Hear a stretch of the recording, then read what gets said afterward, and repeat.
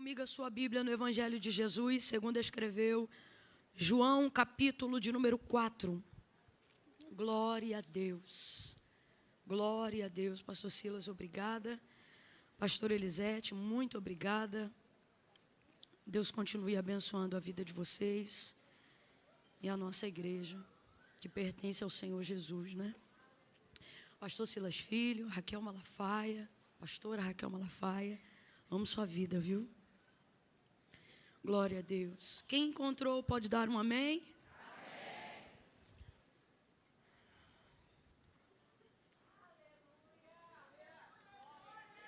Do versículo 3 em diante, diz assim o texto: Ele deixou a Judéia e partiu novamente para a Galiléia. E era-lhe necessário passar por Samaria. Então ele chegou a uma cidade de Samaria, chamada Sicar, perto das terras que Jacó deu a seu filho José. E estava ali o poço de Jacó. E Jesus, cansado da viagem, assentou-se assim junto ao poço. E era quase a hora sexta. Nisto veio uma mulher samaritana para tirar água. E disse-lhe Jesus: dá-me de beber. Os discípulos tinham ido à cidade para comprar alimento. Então respondeu a mulher samaritana: como sendo tu judeu, pedes de beber a mim, que sou mulher samaritana? Porque os judeus não se relacionam com os samaritanos. E Jesus respondeu e disse: se tu conheceras o dom de Deus, e quem é o que te diz, ou quem é o que te pede, dá-me de beber, era tu que lhe pedirias, e ele te daria água viva. Disse-lhe a mulher: Senhor, tu não tens com que tirar, o poço é fundo, onde, pois, então tem água viva? És tu maior do que Jacó, o nosso pai, que nos deu o poço do qual ele mesmo bebeu, e os seus filhos e o seu gado? E respondeu Jesus: qualquer que beber dessa água, tornará a ter sede novamente. Mas aquele que beber da água que eu lhe der, nunca mais terá sede. A água que eu lhe der fará jorrar nele uma fonte de água que jorra para a vida eterna. Diga amém por essa palavra. Eu costumo dizer que esse texto, apesar de ser tão conhecido entre nós cristãos, acredito que a maioria de nós que estamos aqui nessa noite, ele é um texto muito famoso, muito conhecido. Contudo, ele é raro, não só pela história incrível que envolve esse texto da mulher samaritana, mas porque é um texto onde Jesus começa pedindo algo ligado a uma aparente necessidade dele. E isso é que torna esse texto um tanto quanto raro em comparação a outros textos que contam sobre a sua trajetória ministerial. Porque geralmente Jesus chega oferecendo, Jesus chega dando, no cumprimento do seu dever e no exercício do seu ministério, Jesus sempre chega promovendo, jamais esperando alguma coisa, sobretudo ligada a uma aparente necessidade dele. Você não vê isso no exercício pleno do ministério de Cristo, pelo menos que se há registrado no texto sagrado, com frequência. Pelo contrário, os evangelhos, ou o evangelho, a forma como ele é contado, por cada um daqueles que conta, é maravilhosa de se ler, porque ele protagoniza, Jesus, né, protagoniza no conto de cada história do que ele fez, a dizer aquilo que ele fez. Como ele curou os cegos, como ele fez ouvir os surdos, como ele deu voz aos mudos, como ele levantou os paralíticos, enfim, sempre ele fazendo, sempre ele operando, como ele multiplica pães, como ele multiplica peixes, como ele dá de comer, como ele sara feridas, como ele ressuscita mortos, como ele transforma água em vinho, sempre ele dando, sempre ele transbordando, sempre ele oferecendo, sempre ele fazendo, sempre ele alimentando a multidão, sempre ele, sempre ele, sempre ele. E aí, de repente, você vai ver Jesus na sua humanidade, ainda que no cumprimento do seu dever ou do seu exercício ministerial, uma vez que ele sai da Judeia e decide ir à Galileia, João vai escrever o texto dizendo, e era-lhe necessário passar por Samaria. E o texto já começa apresentando uma necessidade, né? Não é que ele estava com vontade de ir e escolher o caminho de Samaria, pelo contrário, esse caminho era o caminho rejeitado por todos os judeus. Todo judeu que fazia uma viagem da Judeia para Galileia, ele fazia uma viagem que durava em torno de 6 dias, comumente. Por quê? Para evitar toda e qualquer província samaritana e todas as montanhas que rodeavam a província de Sicá. Então, evitava porque os samaritanos eram uma terra de errados. Então, para evitar um encontro desnecessário, constrangimento, fazia-se então uma viagem de 6 dias, dando uma volta em todo o entorno da região montanhosa da Samaria para poder chegar na Galileia. Até porque Samaria não era lugar de destino de judeu nenhum, era no máximo um lugar aí de passagem e de passagem em volta, bem longe, mas Jesus vai passar bem pelo meio. E aí ele vai encurtar essa viagem, e em vez de fazê-la em 6 dias, ele vai fazer em 3 dias, aproximadamente. Ele não ignora, ele vai atravessar essa montanha. E eu sei que a gente ainda está começando a entender o que o Espírito veio falar à igreja nessa noite, mas isso já é uma palavra profética. Uma das primeiras coisas que o Senhor já está liberando para o nosso ano de 2026, nesta noite, é que tudo aquilo que tem feito a gente perder tempo pelo contorno, pela desavença, pelo constrangimento, tudo aquilo que a gente quer evitar, tudo aquilo que mina a nossa força, tudo aquilo que desgasta o ministério que o Senhor te confiou, tudo aquilo que tem entristecido a família da qual você faz parte, tudo aquilo que tem feito você usar energia, unção, foco, ou seja, tudo que deveria estar no exercício do seu ministério está sendo usado como combustível de fuga. E Jesus está dizendo, com você não vai ser assim esse ano. Você vai, ai meu Deus do céu, você vai atravessar essa montanha. Eu não sei se você está entendendo. Se você está, levanta a sua mão e libera uma palavra de gratidão ao Senhor por isso. Porque a primeira coisa que o Senhor já está dizendo para nós, na introdução aqui da geografia desse texto, é: você não vai ignorar as montanhas. As montanhas não vão passar por cima de você, da sua casa. As montanhas não vão se sobrepor ao seu destino. Elas não serão um empecilho. Elas serão a ponte mais rápida para a chegada do seu destino. Deus está dizendo abertamente para nós, igreja, aquilo que os outros evitam por medo, você vai encarar por fé. Aquilo que os outros evitam por angústia, você não vai mais trocar de calçada. Você não vai mais passar Natal sem a sua família por causa de desavença de herança. Deus está falando com alguém aqui. Ele está dizendo: eu vou atravessar essa montanha. Há uma palavra profética aqui. Samaria estava bem no meio. Completa aí para mim, por favor. Samaria estava bem no meio. A grosso modo, geograficamente falando, é assim que ela está localizada. Judeia está aqui, Galileia está ali e Samaria está bem aqui. E alguém pensa que seria mais fácil, né? E contorna. Então João vai escrever: e era-lhe necessário. Jesus nunca vai gastar tempo, irmãos. E isso é importante para nós. Não perca tempo evitando o que Ele te empoderou para resolver. Não perca tempo fugindo do encorajamento que a graça já te deu para dialogar. Há uma palavra tremenda permeando os nossos corações nesta noite. E esta palavra me manda dizer: o Senhor é esta: a fuga acabou. A fuga acabou. Você vai encarar essa comida que te domina. A fuga acabou. Quem lida com a crise de ansiedade empanturrando comida está fazendo cara de brisa agora.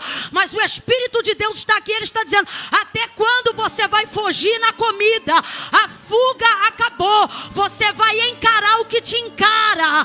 Você vai olhar para aquilo que te olha. Eu não me refiro a pessoas, mas eu me refiro a montanhas que impedem a velocidade do destino que você já deveria ter alcançado. Jesus vai passar 2 dias em Samaria e mesmo assim vai chegar com larga vantagem na Judeia. No terceiro, tudo isso porque não ignorou a montanha. Você sabe que era nessa de dar a volta no entorno de Samaria e prolongar a viagem em 6 dias que fazia com que os judeus tivessem que carregar uma carga altamente pesada, visto que não iam beber água lá, não iam comprar comida lá, não iam fazer negócio com ninguém lá. Então eles levavam uma carga pesada na carroça, no cavalo, a pé, como fosse, a fim de conseguir fazer esse trajeto. E era nisso que os nômades e salteadores do deserto abasteciam-se. A parábola, por exemplo, do bom samaritano, ela não é contada de modo aleatório. Todas as vezes que Jesus contava, fosse uma parábola ou uma história ainda que com ele sempre procurava trazer um entendimento de algo que fosse do cotidiano daquele povo para que eles absorvessem a mensagem. E essa parábola, por exemplo, ela não é por acaso. Com quem que geralmente isso acontecia? Com pessoas que nessa trajetória aumentam a carga para não ter que lidarem com samaritanos e acabam sendo assaltados por pessoas que vivem nessas regiões esperando gente pesada passar. Gente que tem carga. Completa aí para mim. Eu disse gente que tem carga. Então, às vezes, o nosso destino não é longe. E ele não é tão difícil quanto parece. O problema é que nós agigantamos o caminho até lá, por não entendermos que montanhas podem ser transpassadas. Oh, eu estou sentindo uma graça de Deus aqui agora. Pode crescer, viu, Camila? Não é o tempo todo, mas agora pode, porque enquanto a palavra de Deus está sendo liberada, há uma unção de quê, Camila? De um empoderamento pela graça. O Senhor está dizendo, não é tão difícil quanto você pensa. É a energia que você usa para evitar que está fazendo essa montanha parecer maior do que ela é. Deus está dizendo, não olha para o tamanho, olha para a estratégia que eu vou te dar para fazer a travessia.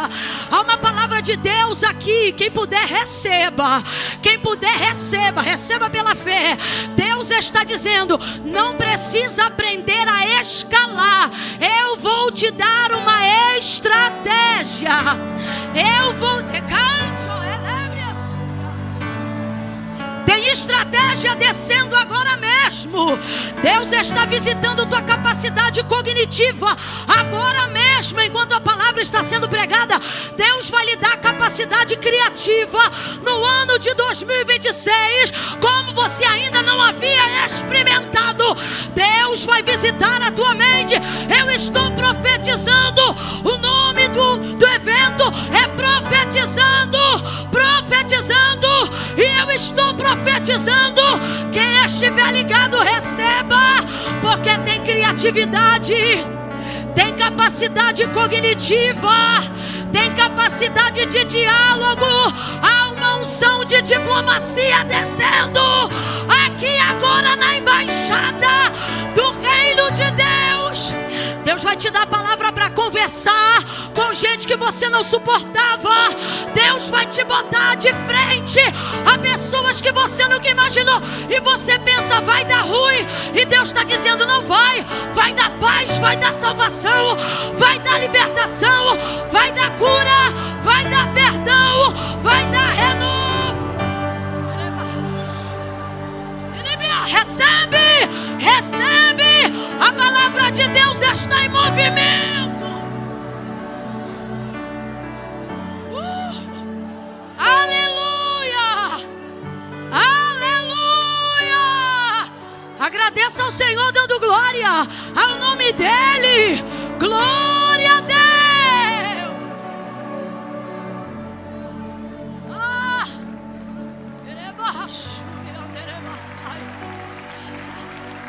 Você vai passar.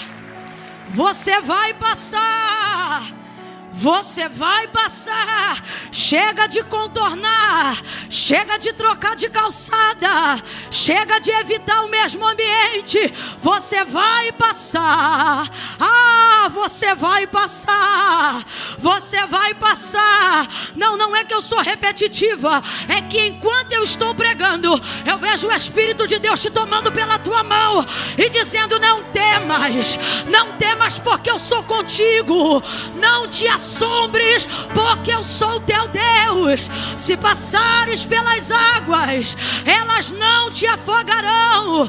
Quanto aos rios, eles não te submergirão. Até aqui você viveu livramentos, estratégias para não ser submergido por problemas, por dívidas, por crises emocionais, porque as águas são opcionais. Mas Deus te trouxe nessa noite para a segunda parte, aonde Ele diz, quando passares pelo fogo, entenda, uma parte da sua vida é opcional. A oração te livrou do que você não tinha emocional para encarar. O louvor, a adoração te tirou de ambientes aonde você não podia conviver. Mas em 2026, Deus não vai continuar te dando graça só para administrar. Ele está te dando poder para resolver. Você vai entrar e vai solucionar. Quando passares pelo fogo, não te queimarás. Me ajuda a pregar debaixo dessa unção. Bota a mão no ombro do vizinho aí. É a primeira vez que eu te peço isso. Compartilha essa palavra. Bota a mão no ombro dele aí. Diga, acabou o si. Me ajude a pregar, vamos, por favor, diga, acabou o si. Você está entrando no ano do quando. Quando Deus está dizendo, este ano eu não te livro da, eu te dou estratégia lá. Você vai entrar, você vai entrar. Samaria não vai mais impedir a tua autoridade. Você tem alguém aqui com autoridade para impor a mão com carinho no ombro de alguém e dizer para essa pessoa, entra, entra, passa, porque o Deus de Josué está na DEVEC. Como nós vamos passar? Como ele passou em Canaã. Como nós já passamos crises mais adversas do que esta, nós vamos passar. Eu acho lindo quando ele diz a Josué, eu irei contigo por onde quer que andares. Irmão, tem gente que só vai comigo até ali, outros que só vão contigo até aqui, porque não cabe a eles o restante. Mas Deus nos trouxe nessa noite para dizer, segura na minha mão.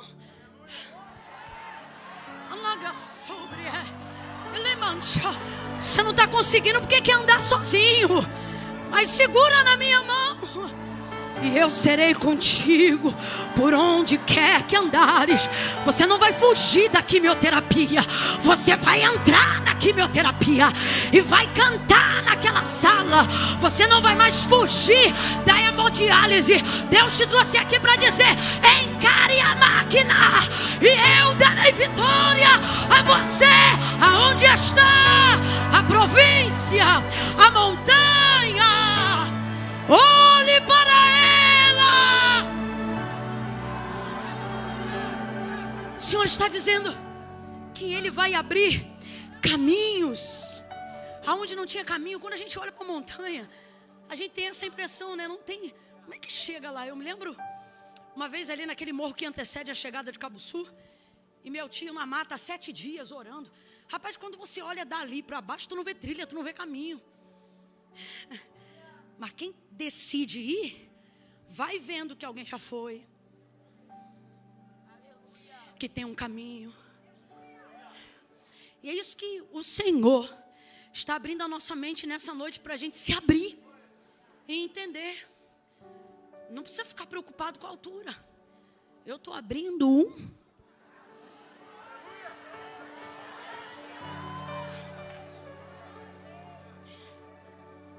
caminho. Como é que é aquela canção? Deus já um caminho faz romper.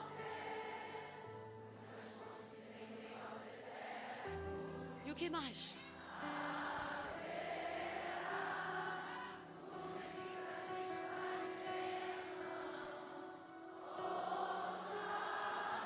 Como é que vai ser?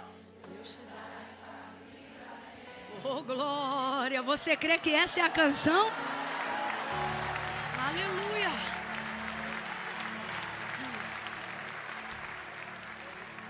Agora, a humildade de Jesus. Eu disse que há. Se está difícil de falar a palavra, imagina viver, né? Eu disse que há. Gente, a humildade de Jesus faz a nossa razão, o nosso direito se tornar constrangimento pelo que a gente sentiu quando achou que estava no direito. Quando a gente achou que estava na razão. Já teve uma experiência assim? Se você não teve, eu oro agora em nome de Jesus para que você tenha ainda antes de terminar esse mês. Que experiência? Uma experiência de humildade. Você nunca teve, não? Jesus vai te dar. É uma delícia. Você está protegendo uma razão, guerreando por um direito. Afinal, você tem honra, você tem uma vida certa, você é um judeu. Sabe? Em quem não há dolo. E aí você está ali guerreando por aquilo. Afinal, você é o crente da família. É você que ora, tomador de santa ceia, batizante nas águas, batizador dos que se arrependeram dos pecados, atuante na obra. Mano, você assiste culto de pé, tu é crente. Então, somos nós, né? E aí, na nossa razão e no nosso direito, tentamos defender alguma coisa dentro daquilo que acreditamos, quando somos ofendidos por aquilo que acreditamos, né? Uma palavra que alguém falou para você e você não merecia ter ouvido. Afinal, você é crente, você é honrado, você é um santo. E pior que não é deboche. Não é. Irmão, tem gente como eu que precisa melhorar muito. E tem gente como eu que melhora muito já sendo bom à beça. Não, você nunca encontrou ninguém que você olha e diz assim: eu não sou crente, não. Nunca. Que o Senhor te apresente ainda esse ano, em nome de Jesus, alguém que vai fazer você pegar 30 anos de carteirinha e dizer: meu Deus, vou até renovar, vou tirar uma foto nova. Sabe? O que é a humildade de Jesus? E aí num momento como esse, onde você está na sua razão, você está na sua defesa, você está no seu direito, o que a humildade de Jesus te ensina? Que qualquer um tem direito, mas filho de Deus tem vontade de Deus na vida. E, rapaz, e isso é mais sério do que a defesa do próprio direito, sabe? E é linda essa humildade de Cristo, né? A humildade dele é a própria humildade. Você vê, ele decide chegar na Galileia, ele sabe que o destino é a Galileia. Vamos deixar isso claro aqui, gente. Jesus não planejou em momento nenhum ter como destino Samaria.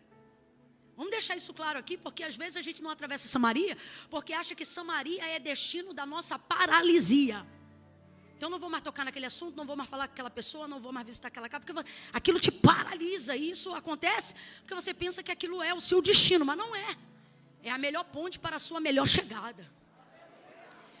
E ele, sendo judeu, e eu já disse e repito, Samaria era terra de errados, ele não se constrange em entrar em Samaria, mesmo sendo certo.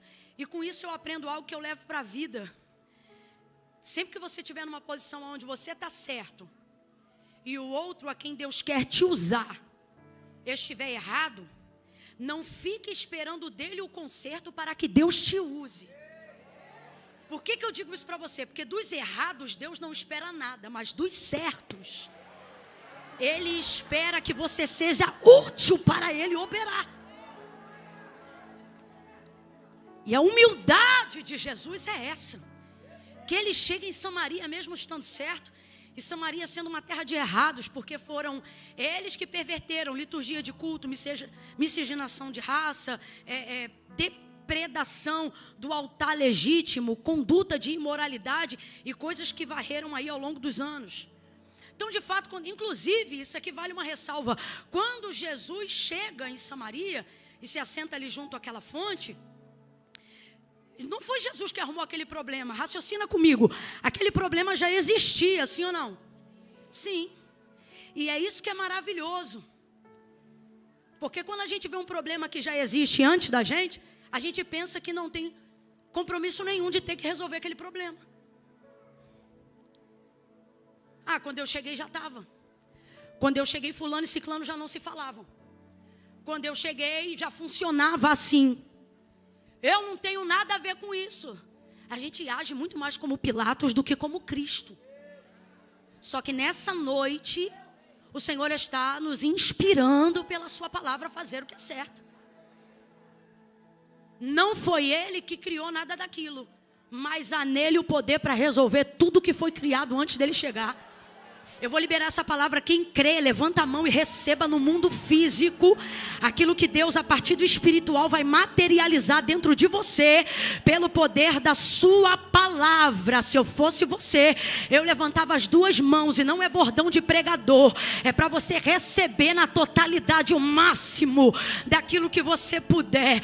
O que, Camila? Deus está nos dizendo nessa noite, não foi você que começou, mas é você que vai encerrar. Oh, receba poder para resolver questões antigas.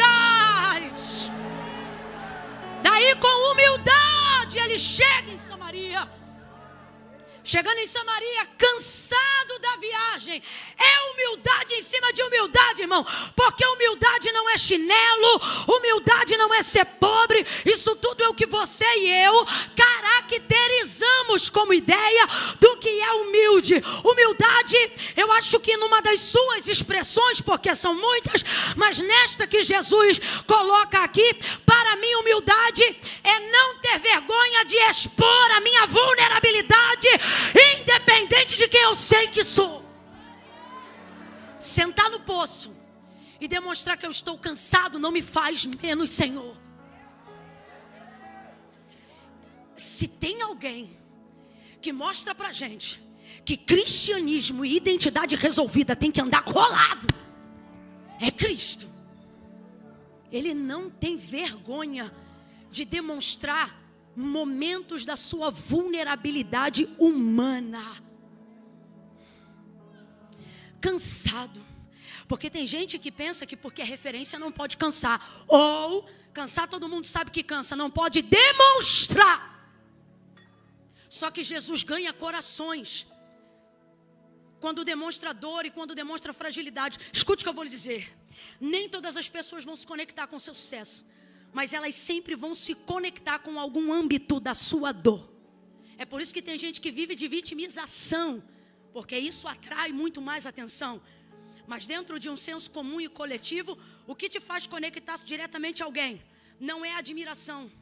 A admiração faz você se inspirar enquanto alguém que você gosta prega, enquanto alguém que você gosta ora, enquanto alguém em quem você criou uma ideia estereotipada de perfeição canta. Isso faz você olhar e colocar em um outro lugar. Com quem de fato você se conecta? Com quem toca na sua realidade, com quem tem coragem de falar o que você sente, mas não tem. com quem expressa, por exemplo, uma dor que às vezes você tem, mas não demonstra. Você se conecta com aquela pessoa na hora.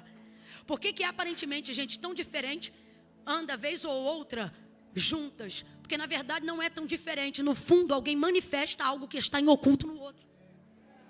Geralmente é assim. E é assim que a gente vai vivendo, crescendo e aprendendo sociedade. É por isso que a verdadeira sabedoria não se isola, diz a palavra de Deus. Então, veja, Jesus permite-se ser vulnerável. E o nosso maior problema é que quando a gente está em terra de errados, cometemos essa falha e não ganhamos os corações a quem o Senhor quer libertar na nossa casa, na nossa família. Não conseguimos chegar no nosso destino, Galileia, contando o testemunho de como foi a caminhada até lá. Irmão, tem gente que vai chegar onde tinha que chegar. Só que quando chega lá, não pode contar como chegou. Porque se contar como chegou, quem estava seguindo para de seguir. Se contar como chegou, quem admirava para de admirar. Tem que ocultar o percurso para manter o destino, o lindo de Jesus. Isso é um ensino para nós, independente de ministério, família. Aplique a palavra, aplique ela aí. O lindo de Jesus é que ele não só chega antecipadamente na marcação do tempo, como chegou não pulando etapa, e não chegou pisando na cabeça de ninguém. Chegou conquistando um povo. Chegou conquistando uma parte da nação que estava rachada, dividida, depreciada. E agora eu já não me refiro ao meu núcleo familiar e ao seu. Não me refiro ao ministério que o Senhor confiou a mim e a você. Me refiro ao que o Espírito de Deus quer fazer pela nação brasileira. Na última hora da igreja. Quer fazer pela América Latina. E por todos os lugares aonde há joelhos dobrados e pessoas intercedendo, pedindo justiça, reconciliação, consolo, prosperidade, amor, derramamento de amor, batismo de temor nos corações. O que, Camila? O Senhor está dizendo a mim e a você: não esconda a sua fragilidade, humilhe-se, humilhe-se. Estou falando como crente, estou falando como igreja. Humilhe-se, humilhe-se. Por quê? Porque essa atitude vai restaurar a nação, esta atitude vai religar povos. Esta atitude vai tirar a polaridade discrepante do mapa geográfico, aonde a divisão promoveu um racha. Quem primeiro se quebrantar ganha. Quem primeiro se humilhar ganha. Ganha o quê? A partida? Não! O coração dos perdidos. O coração dos ofendidos. Há como chama aquela? Não é foice, é uma enxada. Eu não sei para que serve. Os homens aí me ajudem, por favor, porque eu estou tendo uma visão aberta sobre isso aqui agora enquanto eu prego. Camila, eu não creio, então não receba, irmão. Mas eu não posso me calar diante do que Deus me mostra. Eu vejo um pedaço de madeira e aí na ponta tem um instrumento de ferro que ele termina com duas pontas assim caídas, ó.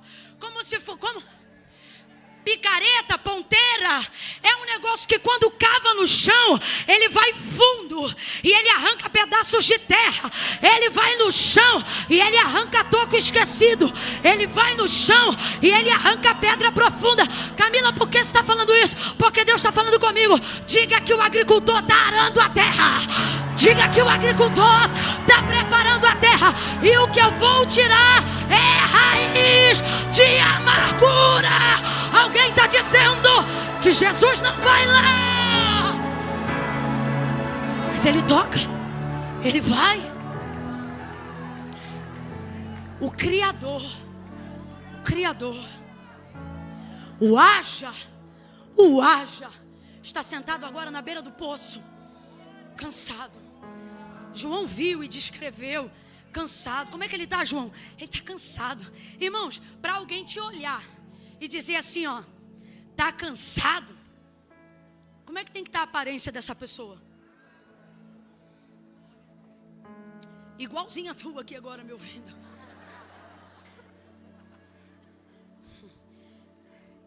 férias das crianças. E você como? Cansado.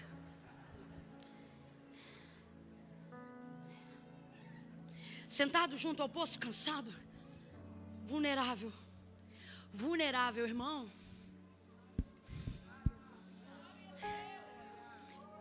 É quando eu estou fraco que eu lembro quão dependente eu sou. E quando eu lembro quão dependente eu sou, aí já não sou mais eu, é Deus. Então por isso digo a mim e digo ao fraco: é forte. Geralmente quando você está cansado, e eu não estou falando de estresse nem de burnout, estou falando de desgaste mental, de processos dos quais você está cansado porque fugiu. Geralmente é quando você se rende que você fica forte. Num processo que te descama, num processo que te abate, mas não te destrói, mas abate. Sabe quando você fica forte? Quando você se rende, não à luta, mas você entende que o processo é de Deus e entrega. Ah, Camila, estão falando, deixa eu falar então. Aí tu já se rendeu, mas não é o problema. Você se rendeu à forma como você quer que as pessoas vejam como você está lidando com o problema. Meu irmão, Jesus não está nem aí para isso. A energia dele tem foco. Perceba que nada tira o hiperfoco de Cristo. Eu nunca vi alguém com visão periférica com tanto poder de hiperfoco. E eu não estou falando isso para você se lembrar que ele é o Filho de Deus. Estou te falando isso para você lembrar que como homem empoderou você e eu. Para conseguir ter uma noção de visão periférica sem perder o foco. Visão periférica, Galileia. Hiperfoco, Samaria. Vou fazer aqui o que eu tenho que fazer. Sentou, cansado, João volta, os outros voltam. Está nítido, porque ele descreveu dessa maneira. Veja, então ele chega, manda os discípulos irem à cidade comprar alimento, porque eles não estão preparados para ver. Irmão, quando o racha é grande, quem te ama não vai apoiar a tua reconciliação. Porque foi inflamado, e aí eu não estou falando de Jesus, estou falando da gente. Porque foi inflamado quando você está virado. Foi inflamado quando você estava ofendido. Foi inflamado quando você estava doído. Por que que até hoje palestinos já são criados na escola, sendo ensinados a odiarem israelitas que eles nunca nem viram? Propagação de ódio coletivo. Ensine a odiar sem saber o que. Domine de sentimento e a razão vai se esvair. Eles não estão prontos para isso, sabe por quê? São anos de ódio, são anos de apartamento, são anos de distância, são anos e anos e anos e anos. Não estão prontos, são homens de Deus, mas não estão prontos. São discípulos, mas não estão prontos. Não vão ajudar, vão atrapalhar, vão comprar comida. Vai ter que ficar sozinho ali. Quase a hora dela chegar. Mas ele chega antes.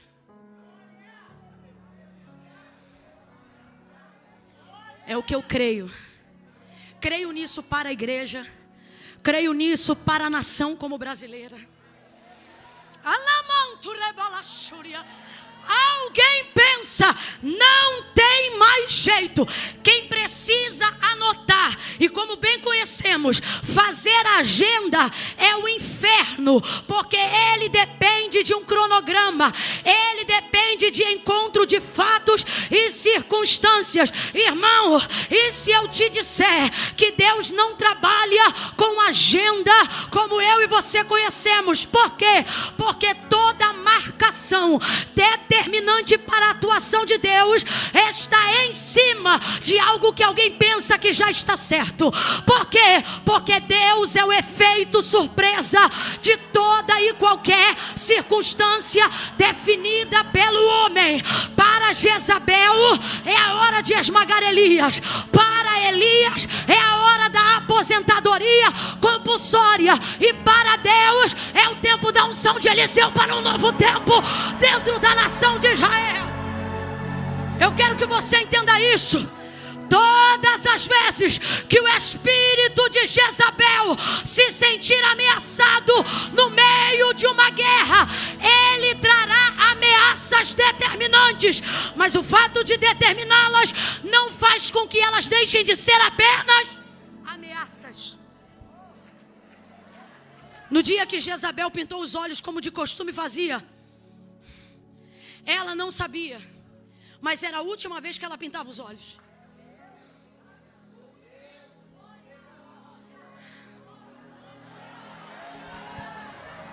A gente vê um cenário de profetas deprimidos.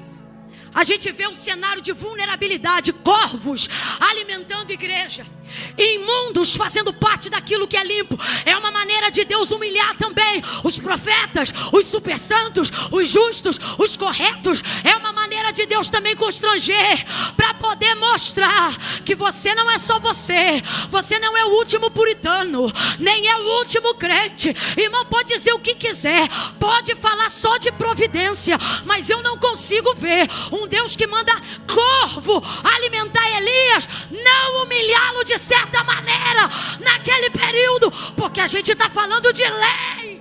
Ele sabe quem era o corvo dentro da lei. Há um extremo zelo de Elias que Deus quebra na emenda, no processo. Quantas famílias ficaram com fome quando ele disse: sobre a minha palavra nem chuva nem orvalho. Para mim há um nível de humilhação quando ele diz: vá para a casa de uma viúva que está alimentando um filho só. Aonde não aparece uma imagem pública de um homem, lá mandou cortar tudo, aí agora está lá comendo pão da viúva. Irmãos, é porque você quer romantizar quando lê a Bíblia. Vem para a realidade do texto e vive o agora. Vai me dizer que não tem constrangimento? Não consigo crer dessa maneira, porque Deus é didático. Prova a nação, mas também prova os profetas. Prova a nação, mas também prova os ministros.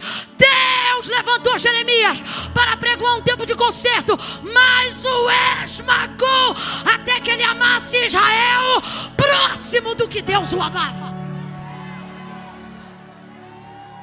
Sempre haverá um nível de constrangimento, de vulnerabilidade, de esgarçamento, para que haja a reconciliação de uma nação dividida. Não fique pensando que só quem está perdido está sendo esmagado. Nós também estamos no processo da azeitona. Nossas uvas estão sendo pisadas. Nosso trigo está sendo moído. O trigo da igreja está sendo moído. É lindo, mas é doloroso.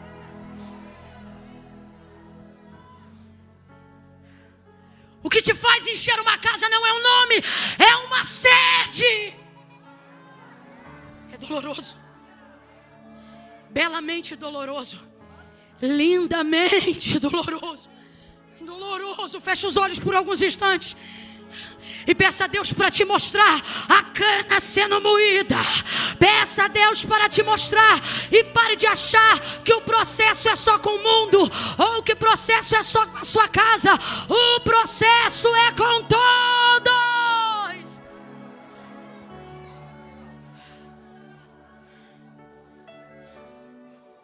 Deus vivo. Cansado.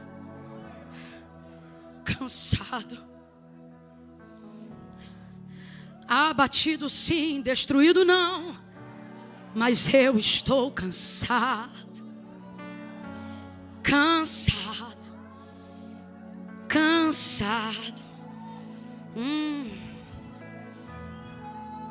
Vou descansar? Não. Vou comer? Também não, porque a minha comida é completar a obra daquele que me enviou. Jesus tem uma visão clara de propósito acerca do seu ministério aqui na terra. E qual é a visão clara? Não está no cinema o que está na obra. O descanso que você procura não está na praia que você passou o final de ano. O descanso que você procura não está no dinheiro na conta para a promoção de todas as comidas que você está mandando entregar para não cozinhar. Você não cozinha, mas continua cansado. Você tem dormido mais de 8 horas, mas continua cansado. Por quê? Porque a comida que você deixou de comer está na obra que você não está fazendo. Está na obra que eu não estou fazendo. É por isso que você está ali, mas não se diverte. Todo mundo pensa que tu está se divertindo, mas tu não está. Tu não queria estar ali. Você sente que está no lugar errado o tempo todo. Não era para eu estar aqui. Não era para eu estar com esse grupo de pessoas. Não era para eu estar em festa. Sabe por quê? O Espírito está clamando. Tempo de humilhação. Tempo de joelho.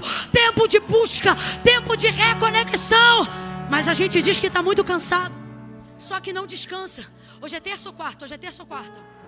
Plena quarta-feira à noite. Só Deus sabe se você pegou o BRT, veio a pé, quem foi assaltado no caminho, quem venceu, quem teve vitória, quem veio capenga, sei lá de onde você veio. Mas sabe qual é a graça? Depois de um dia de trabalho, para a maioria dos que estão aqui, seja como CLT, como empresário, empreendedor, como chefe ou dona de casa, você tem depois de um culto uma sensação de alívio que não tem depois de um chá.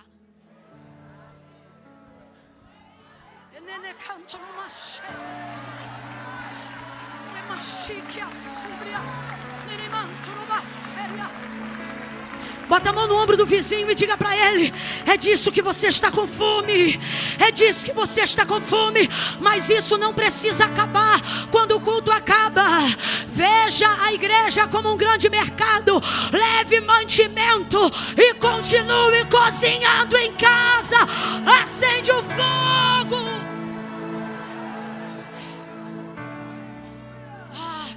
Pensei que ia falar um monte de coisa, mas não cabe. Só cabe dizer o que precisa ser dito. Porque se Jesus remiu o tempo, nós de igual forma. Esperou ela chegar. Eu amo os encontros que Jesus promove. Quando eu tinha 12 para 13 anos de idade, ele marcou um encontro comigo. Nessa época eu ia para a igreja todos os dias. Porque minha mãe me obrigava às quartas e domingo. Primeira igreja batista da Posse, lá em Nova Iguaçu. Na época tradicional da Convenção Batista. Então era aquele culto bem racional, silencioso e cheio da presença de Deus. Contudo, durante um ano, minha mãe se converteu e a gente não. Então nós não gostávamos de ir para a igreja. Eu e minha irmã, duas adolescentes, a caçula ainda não era nascida, teve o privilégio de nascer nos caminhos do Senhor. Então minha mãe dizia: vamos embora para a igreja. Eu dizia: não vou. Bora para a igreja. Não, enquanto estiver debaixo do meu teto. Eu já estava me arrumando e a gente ia. E foi assim por um tempo, um ano. Quanto tempo? Quarto domingo, minha mãe não faltava culto. Muita sede, muita fome, muita necessidade de libertação. 9 horas da manhã, funk pesado tocando em casa. Ela trocava, a gente mexia. A gente já não sabia o que era filho, o que era capeta. Os demônios faziam festa junina assim na lateral do nosso. Era um troço muito forte. Período de libertação, só quem tem batalha sabe o que é. Então minha mãe tinha uma grande batalha e ali ela batalhava com o jeito que ela podia, com as armas que ela tinha. Porque, irmão, quando você quer guerrear, você não depende de munição pesada, não. Faca de manteiga vira arma para quem quer se defender. Às vezes a gente olha um povo meio doido, educando os outros, diz: como é que vai chegar? Era a minha casa. O negócio é desejo de defender, não te falta ferramenta, o que te falta é inspiração. É garra para defender tua casa, para olhar na butuca de Satanás e falar: você não vai levar.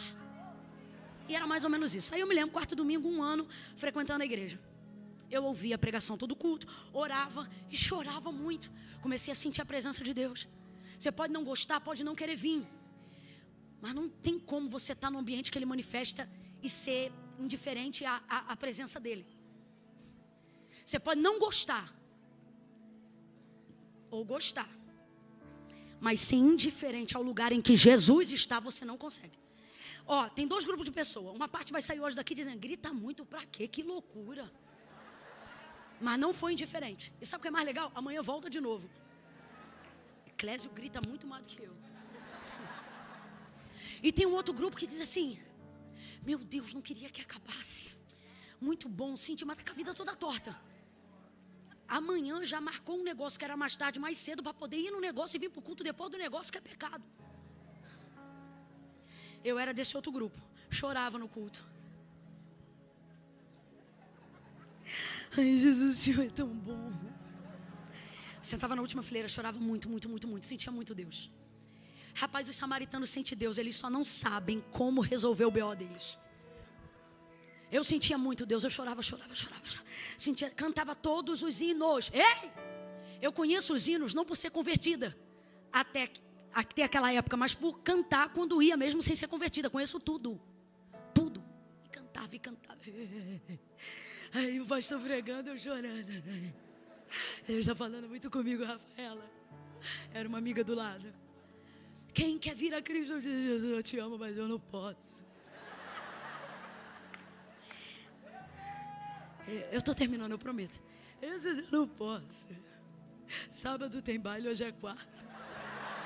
Não vai dar, Senhor, porque eu sei que te servir é coisa séria. Assim foi um ano. Chorando e dizendo, não dá. Chorando e dizendo, não dá. Sentindo, não dá. Lendo a Bíblia, Deus falando comigo, não dá. Aí um dia o baile mudou de sábado, foi para o domingo, baile especial. Nesse baile especial, botei a roupa e falei, poxa, já vou para a igreja todo domingo, não é possível que minha mãe não vai me deixar ir para o baile hoje. Botei a roupa do baile e falei, mãe, estou indo para o baile. Ela falou, não está indo não. Falei, mãe, o baile saiu de sábado, foi para o domingo, estou indo para o baile. Você não vai para baile nenhum. E começava, e os demônios, briga. Um pega para capar, um pega para capar. Deu a hora, vambora para a igreja. Nesse dia eu botei uma bermudinha, samba canção bem curta, barriga de fora, cropped do piu-piu, barriga de verme que eu tinha. Nem aí, o mundo, rapaz, te deixa ridículo sem você perceber. A primeira coisa que o mundo vai fazer é dizer para você que beleza é relativa. Saiu com o cropped, pá, você quer, e pá. Minha mãe, para a igreja. Fui para a igreja irada, endemoniada, perturbada, influenciada, encapetada, sei lá mais o que.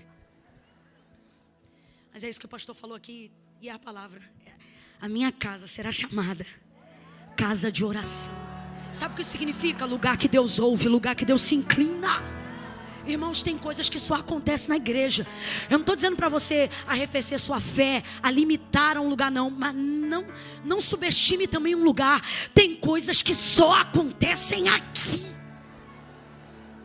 Cheguei na igreja, sentei no último banco. Falei, assim que acabar, meu irmão, eu vou vazar. Dava 10, mas não dava 9, igualzinho agora. E eu olhando. E o pastor pregando. E nesse dia nem me diga o que ele pregou. A minha mente era só. Vai ser muito forte hoje, eu pensando. Mas eu estava no lugar certo, na hora certa. Com as pessoas certas. Eu não falo isso por causa de alguém que diz não, irmão. Eu falo isso porque eu sei o poder que isso tem. Quando você está no lugar certo, na hora certa, fazendo a coisa certa, até o que estava planejado para dar errado é quebrado e Deus faz dar certo. Sentada no último banco com a minha roupinha esperando o culto acabar, comecei o chororô de novo. Todo culto eu chorava. Ai, Senhor, eu te amo. Ai, tu sabes.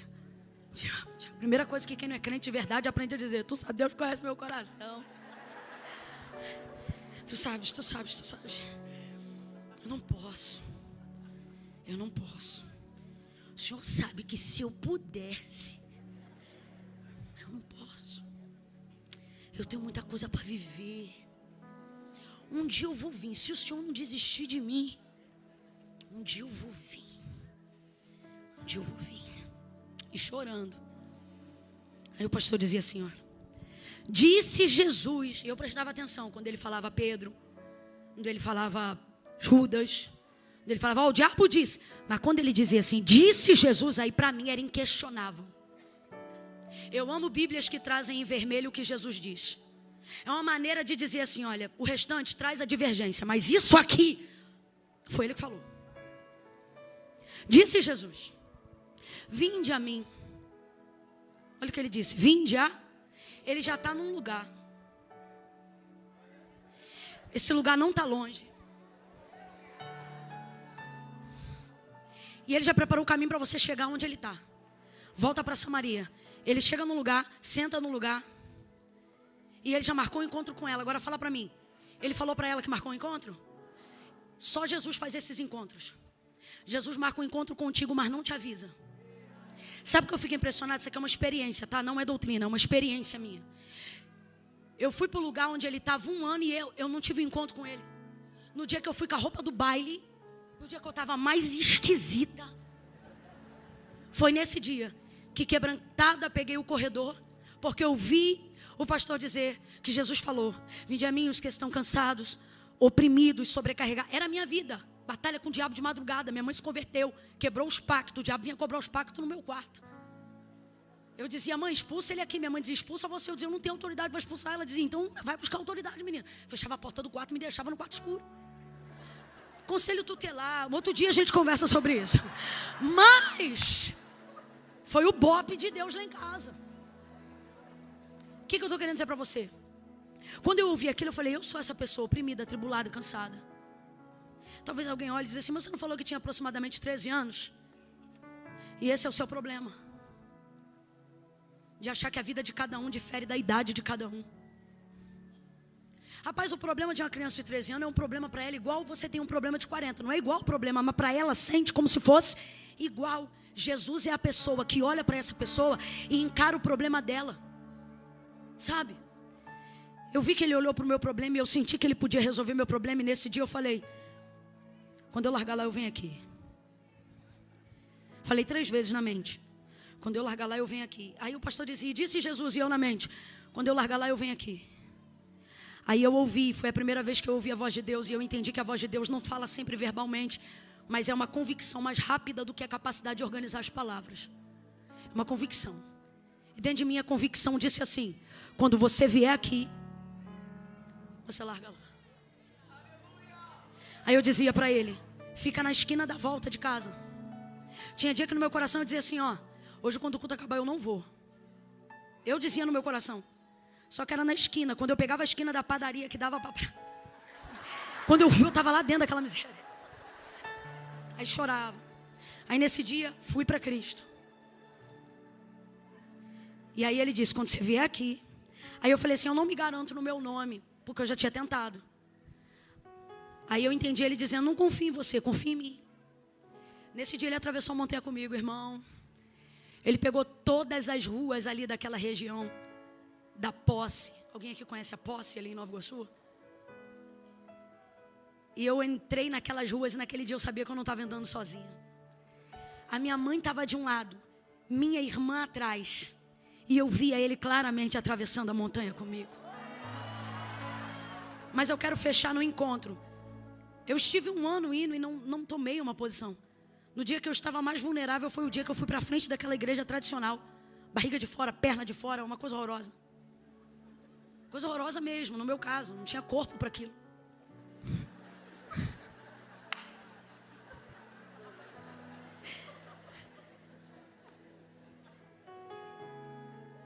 Aí eu olho para o texto dessa mulher e Jesus diz assim para mim: marquei um encontro com ela e não avisei para ela. Sabe por quê?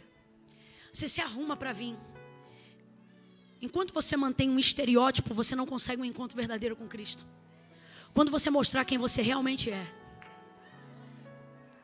Ele está sentado nesse lugar, esperando aquela mulher sem vergonha, vacilona, peguete de homem que não era dela.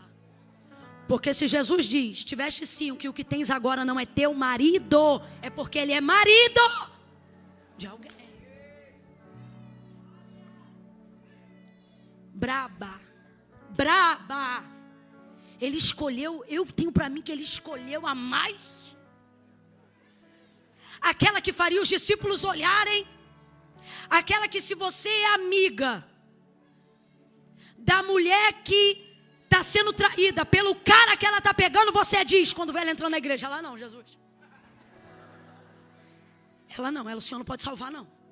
Porque isso não presta, isso tem que ir para o inferno. Eu tenho para mim que Jesus olha essa e diz assim: ixi, vou botar ela para ser líder do departamento das irmãs. Não sei, eu tenho essas coisas na minha cabeça.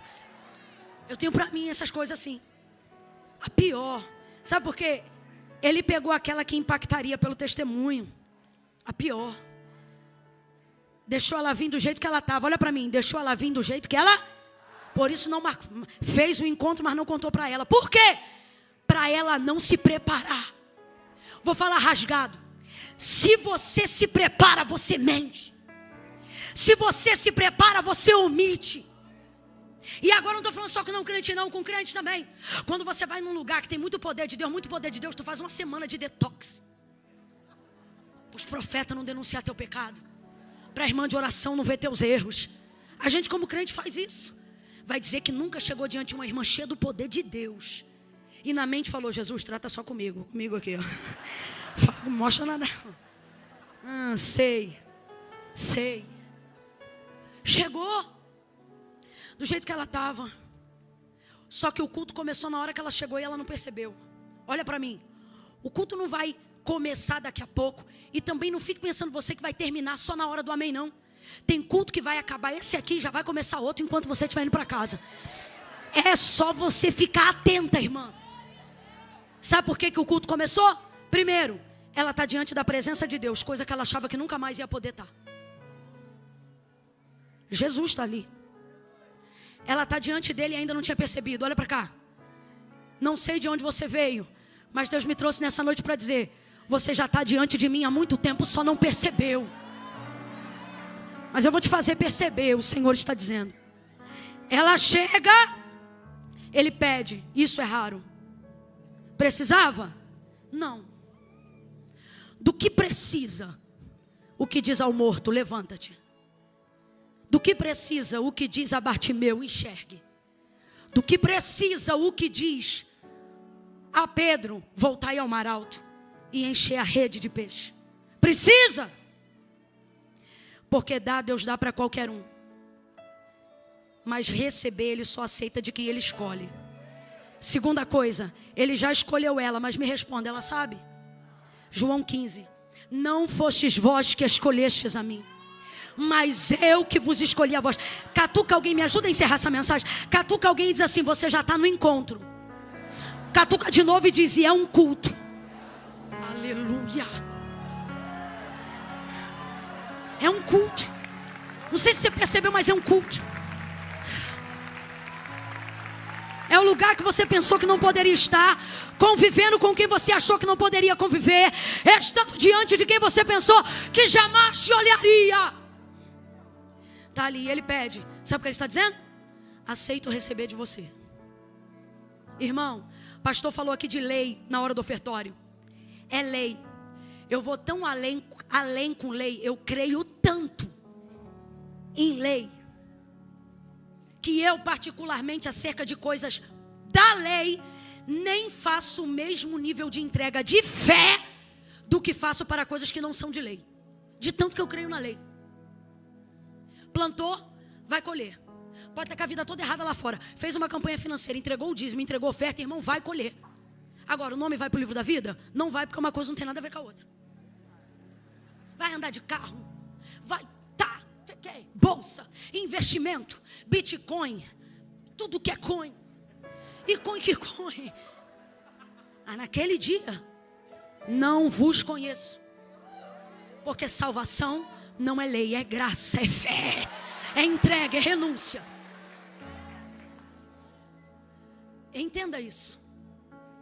Essa mulher está numa atmosfera de graça, mas olha para cá, ela não sabe, mas ela está. Aí olha o que Jesus vai fazer. Ele vai pedir. Por quê? Porque o que destaca quem é chamado de quem é escolhido não é o que Deus dá, é de quem Deus aceita receber. Se você não gravou nada do que eu disse hoje, gravar só isso vai ser o suficiente para te livrar de várias situações aonde você não vai perder sua salvação. Diga comigo: dá. Deus dá a qualquer um. Receber só de quem Ele escolheu. O que te faz escolhido é a capacidade que você tem de entregar. Mas seu coração está tão preocupado que você pensa: será que o pastor Silas pediu a Camila para tirar uma segunda oferta? E isso mostra que você está num culto cheio da graça, mas ainda não entendeu.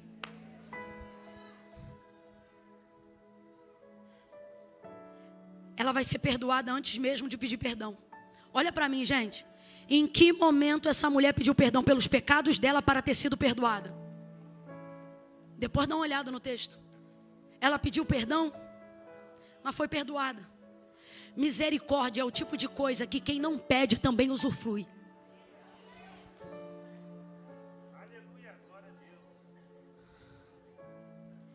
O que a lei diz? Que uma vez que ela confessou o pecado, ela precisa apresentar uma oferta, uma entrega. Por isso, quando Jesus diz, já tiveste 5 e o sexto não é teu marido, ela pensa, aonde se deve adorar? Adoração aqui é onde eu levo uma oferta para a expiação desse pecado, no templo ou no monte. Aí Jesus vai ensinar para ela, tu sabes que a salvação vem dos judeus. Presta atenção nisso aqui, não perde isso aqui não, irmão. 5 minutos finais, eu prometo. Tu sabes que a salvação vem dos judeus. Sabe o que ela está dizendo? Você sabe que se fosse para receber uma oferta legítima, você tinha que ir para o templo, porque a salvação vem dos judeus, tu sabe. Só que ela, na condição de samaritana, pode entrar em Jerusalém? Não. Por isso os altares estão no monte. Só que olha o que Deus está dizendo para ela em Cristo. Deu ruim, né? Porque no templo você não entra, e no monte é Deus que não recebe. Porque os altares eram falsos, os sacerdotes eram falsos. E agora então? E aí esse é o ódio do samaritano. Sei que estou errado, é por isso que eu não gosto de judeu. Vocês só vêm aqui para mostrar onde está o erro. Só que esse não é qualquer judeu. Esse não veio para dizer está errado. Esse veio para dizer está errado, mas tem jeito. Está errado, mas tem conserto. Está errado, mas eu estou abrindo um caminho.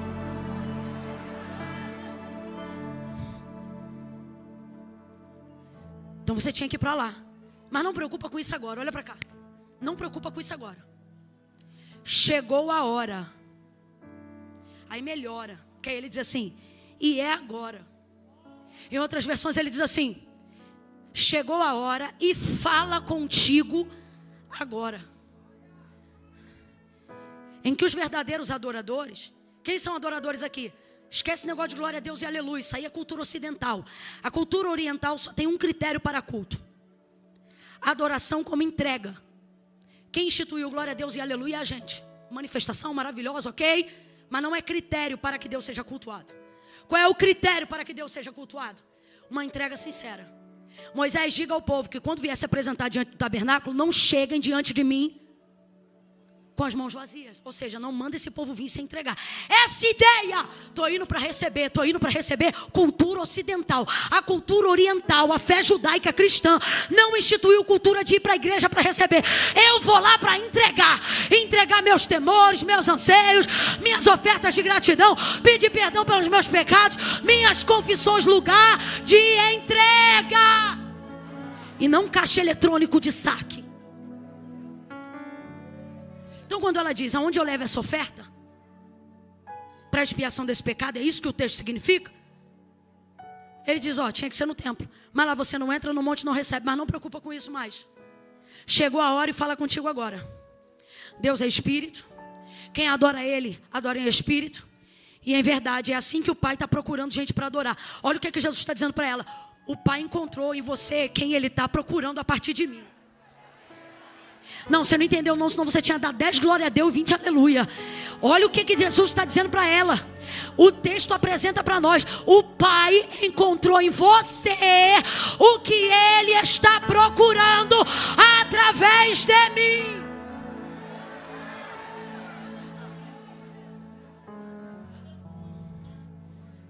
Aí olha o que ela diz. O Messias vem quando ela acha que ele não vai dar jeito. O Messias vem. Irmão, ela está esperando o Messias, sim ou não? O Messias vem. E quando ele vier, ele vai explicar isso tudo. Como quem diz assim, você só está dizendo aí que não pode. Mas o Messias vem. Aí ele diz assim, sou eu que falo contigo. Ministério de Louvor, corre aqui. Sou eu que falo contigo. Espírito Santo de Deus. Ela está falando com ele. Então ele vai resolver. E ele resolve. Sabe como é que ele resolve? De acordo com a lei.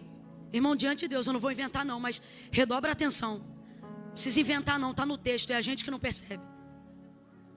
De acordo com a lei, ela precisava levar ou um novilho ou um cordeiro para a expiação do pecado que ela cometia, para pedido de perdão. Até um bode servia. Quem tinha poder aquisitivo levava a caça mais nobre, que na ocasião não era o novilho, era o cordeiro. O que é mais caro até hoje no mercado? Cordeiro ou carne de boi? Você demorou até responder, tem muito tempo que tu não come carne de cordeiro. E tem os que comem, ai não gosta, tem um gosto diferente, porque não tem prática de comer. Verdade. Então veja, boi, bode ou cordeiro. Irmãos, ela precisava de um dos três. Está ali um. Aleluia. Eu não estou inventando não, irmão. Foi ele que nesse deserto da Judéia, que ele acabou de sair, João Batista viu ele chegando e disse: eis aí o Cordeiro de Deus que tira o pecado do mundo. Podia ser um boi, podia ser um bode, mas ela estava no mais alto e lugar nobre de uma entrega sacrificial. Cordeiro de Deus que tira o pecado do mundo estava ali. Eu vou falar de novo, não é possível que você está me ouvindo. O Cordeiro de Deus que tira o pecado do mundo estava ali. Ele tira o pecado do mundo e foi lá para tirar o dela. Ele tira o pecado do mundo e foi lá para tirar o dela. Ele tira o pecado do mundo e foi lá para tirar o dela. Jesus está dizendo isso para nós. Você acha que eu só faço muito? E deveria entender que quando eu faço muito é para dizer que quem faz muito também faz pouco, irmão. Quem faz pouco só faz pouco, mas quem faz muito também faz pouco, porque faz o que quiser. Segunda coisa que ela precisa para a entrega ser legítima, um altar. Qual é a tríade que sustenta o testemunho de Deus? Em Israel, Deus de Abraão, Deus de Isaac. Abraão, eu prometo. Isaac, eu cumpro. Jacó, eu sustento o que eu já realizei. Eu não consegui ignorar isso. Chegou na fonte e se sentou. Porque o que definia uma entrega sacrificial não era ter o cordeiro no pátio, era fazê-lo atravessar a porta das ovelhas ou do sacrifício e deitá-lo, rendê-lo. Quando que Abraão tem Isaac por entregue? Não é quando o esfaqueia, é quando consegue colocar sobre o altar.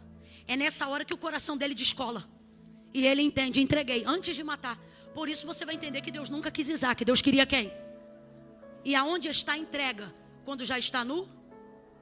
O cordeiro que tira o pecado do mundo podia ter esperado em pé, mas o texto diz que ele esperou sentado. Você não está entendendo? Ali ele já está se entregando. Ali ele se entregou. Ele já sabe o que ela vai dizer. Ele já sabe o que ela pensa. Só que ele está decidido. Quando você está decidido a entregar, não importa o que o outro vai oferecer, você é a entrega. E a entrega de Cristo compensa a ausência de qualquer coisa que eu e você não sejamos capazes de dar. Ele está ali na fonte de Jacó. O que é isso? Um altar. Um cordeiro em cima de um altar. E aí agora vem a máxima: pode ter cordeiro, pode ter altar, se não tiver alguém para realizar o sacrifício não adianta. Então ela precisava de mais uma pessoa aqui. Quem ela precisava? De um sacerdote. Sim ou não? E de fato, sacerdote aqui não temos, porque o que temos aqui é muito melhor. Quem lembra? Ele é o quê? Ele não é um sacerdote, ele é o sacerdote dos sacerdotes. Sabe o que ele está dizendo para ela? Seu perdão está sacrificado,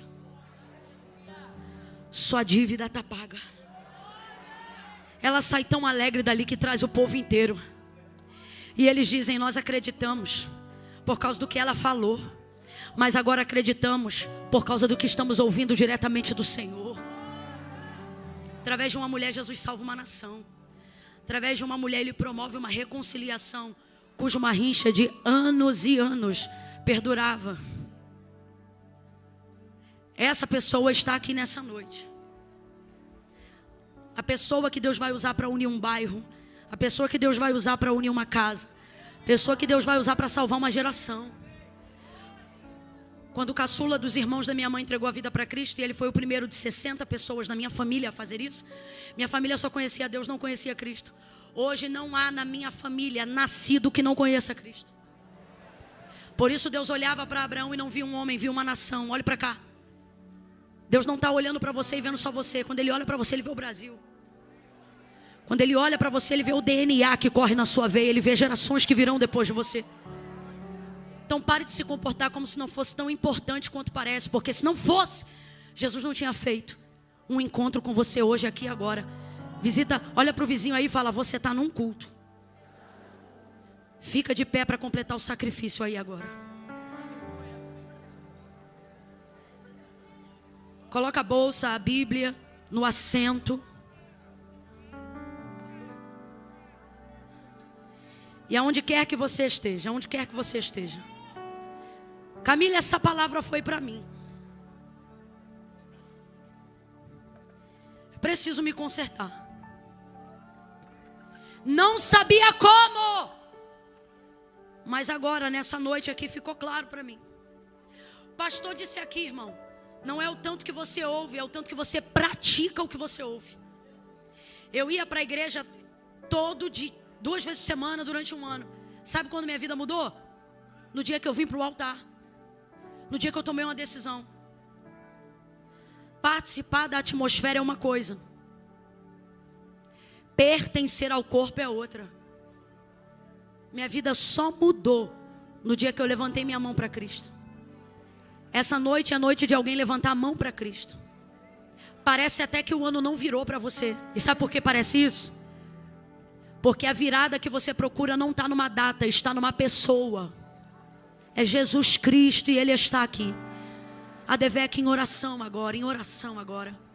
Senhor, aonde houver alguém, como um dia eu estive, precisando de libertação, desamarra, joga por terra.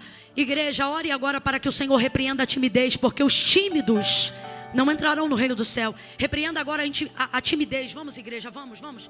Espírito de intimidação sobre a vida dessa pessoa, perca força agora na autoridade do nome de Jesus.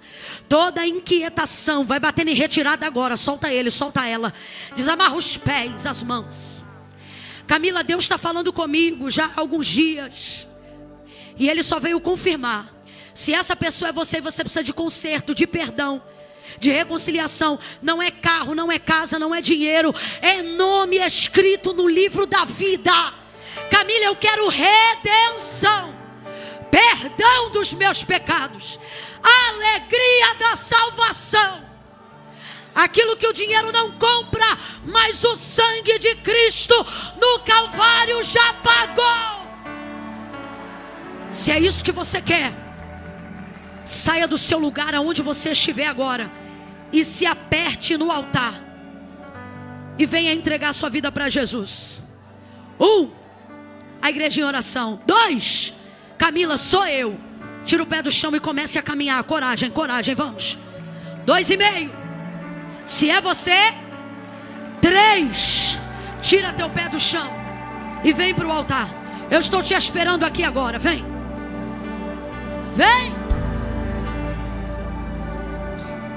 Se ouvirdes a voz do Senhor teu Deus, não endureça o coração. Vem. A igreja aplaude no final. Por hora, estenda as mãos e ore. Ore. Cadeias estão caindo por terra agora. Montanhas estão sendo atravessadas agora. Montanhas estão sendo... Se você estiver na galeria, saia do seu lugar e desça. Atravesse a montanha. Vamos.